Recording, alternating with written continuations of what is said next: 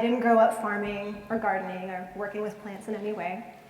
I grew up instead in a fairly typical suburban household where all fruits and vegetables were in season all the time at the grocery store, and where I never really had cause to think about food as anything more than a meal prepared by my mom.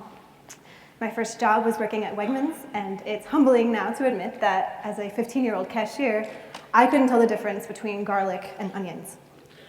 My introduction to the local food movement came during my junior year at RIT, when I was offered an opportunity to work at a learning community on an urban farm in Northeast Rochester.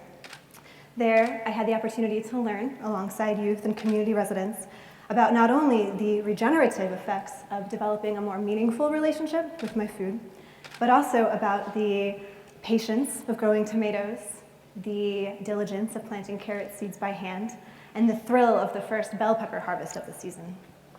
That farm, called the Vineyard, was started by a spirited and tenacious community leader named Shirley Edwards, who had a vision of a place in the community where anybody could come to learn about growing and eating healthy food, no matter their age or their income bracket. Working alongside Shirley in the space she worked so hard to create helped me to develop my own passion for urban agriculture and to see what value it has in terms of youth and community development.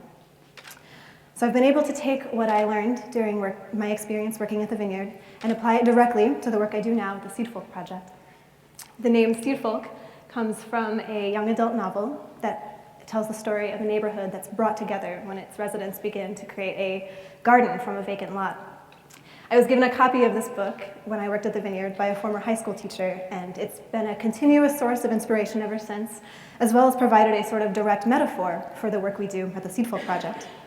Since launching our project just a few years ago, we've started the Seedfolk Store, which is a community resource center that provides fresh fruits and vegetables in the Susan B. Anthony neighborhood.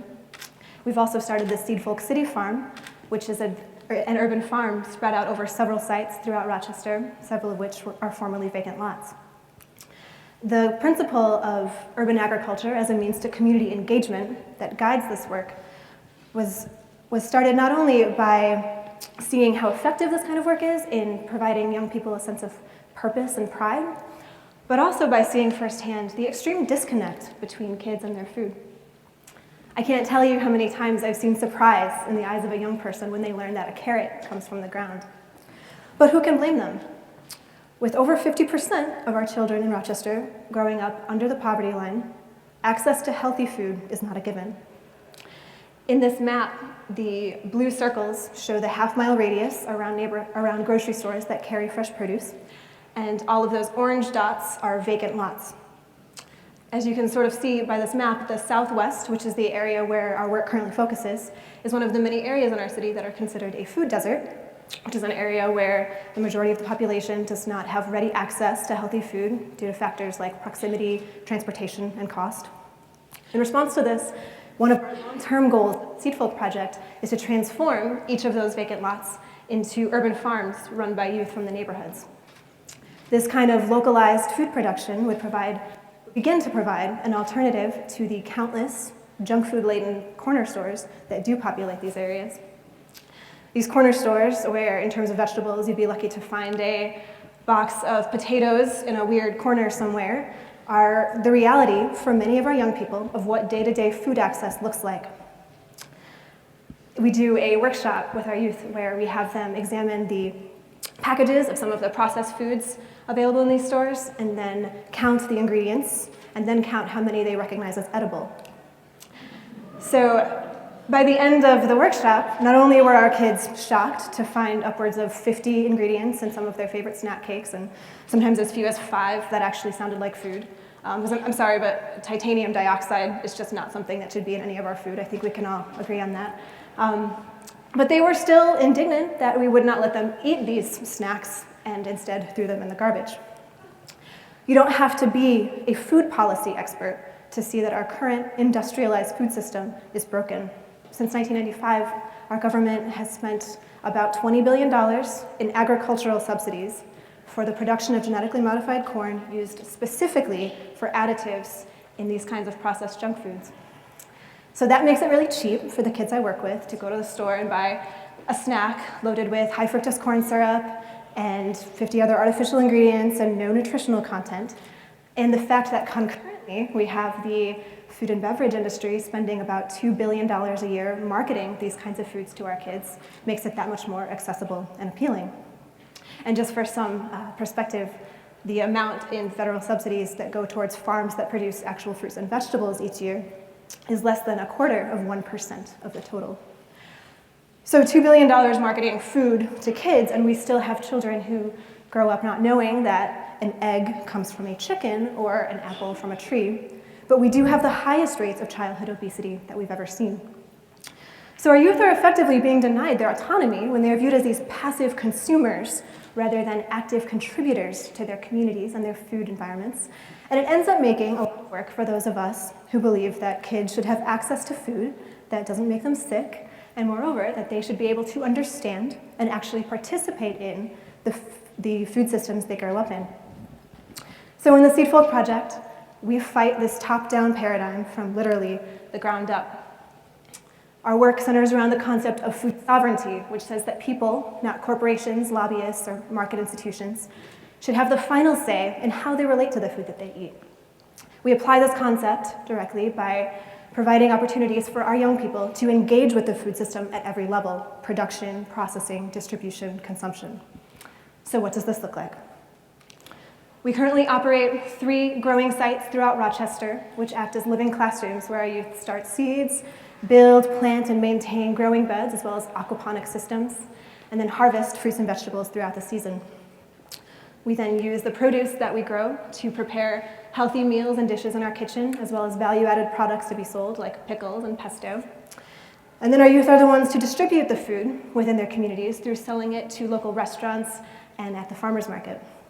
Just last month, I watched one of my participants explain to one of our customers that it was so easy to make hummus using the garlic that he had grown and was selling.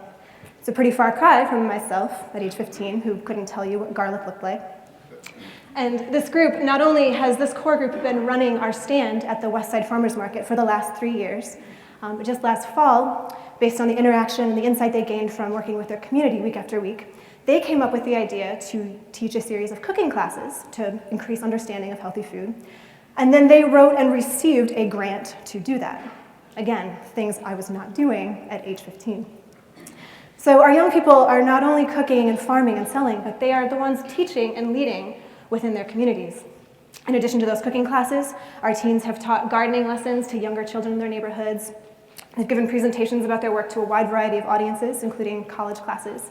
And I've seen the pride and the respect in the eyes of the residents in our neighborhood when they're able to come to the farmer's market and buy squash and beans grown by a young person from their neighborhood. And our kids are also using the skills that they gain outside of our spheres of influence. We've seen our kids begin to fulfill their family's goals of creating gardens at their own homes. And this year, one of our girls began taking home the leftovers from the farmer's market to prepare a weekly healthy meal for her family using recipes she learned in our kitchen. So, from my perspective, increasing food literacy in our young people is one of the greatest ways that we can be preparing them to be leaders in an uncertain future. And in the Seedfolk Project, not only are our young people gaining the experiences to do this, but they are being paid to do it. We've been operating educational employment opportunities for our young people for just a few years now. And in that time, we have employed 26 teenagers. And for many of them, working with us has been their first job. Imagine the impact if more of our city's teens were empowered through their first jobs to explore civic engagement, to address real issues in their community, given a sense of agency to create changes accordingly. When I was 20, I never could have imagined that spending one summer working on an urban farm would so completely change the course of my life, and it gives me great joy to imagine where these kids might be down the road in 10 years. And it's still easy for adults to see young people as disengaged and apathetic, but very early on in this work, I had the opportunity to see exactly how untrue this is, especially when given the chance to actually do meaningful work. During the federal budget crisis of 2008, our project suddenly lost all of its funding, which meant that we could not pay our youth participants for the rest of the summer. When we broke this news to our teens, their responses were unanimous. What about this farm? Someone has to run it. Can we still come here and help out? The fact that those kids valued the experience they were having enough to do it without the paycheck they'd come to rely on is the very reason we should be paying them in the first place. And if we, in turn, truly value the young people who are already shaping and who will be running this city in just a few years, these are the kinds of empowering opportunities we need to be prioritizing for them. Because as it is today, our young people are still being manipulated and exploited by a food industry that's willing to hurt and harm for profit. The marketing tactics of fast food and junk food corporations fly in the face of the fact that 1 in 3 children born today will develop diabetes. For African American and Hispanic children, that number is 1 in 2, half. So we have these preventable diet-related illnesses at an all-time high, and while awareness of this is growing, the on-the-ground realities are not changing fast enough. If you even consider this auditorium, we have over 1,000 students that attend this high school, and where's the easiest, cheapest place for them to get something to eat? It's the McDonald's that's across the street.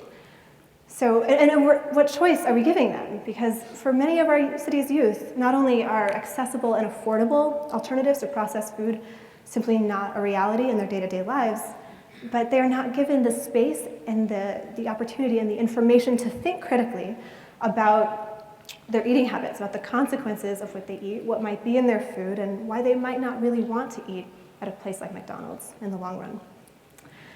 So the bottom line is that by not prioritizing a viable alternative to this corrupt food system and not holding our policymakers accountable, we are effectively failing an entire generation.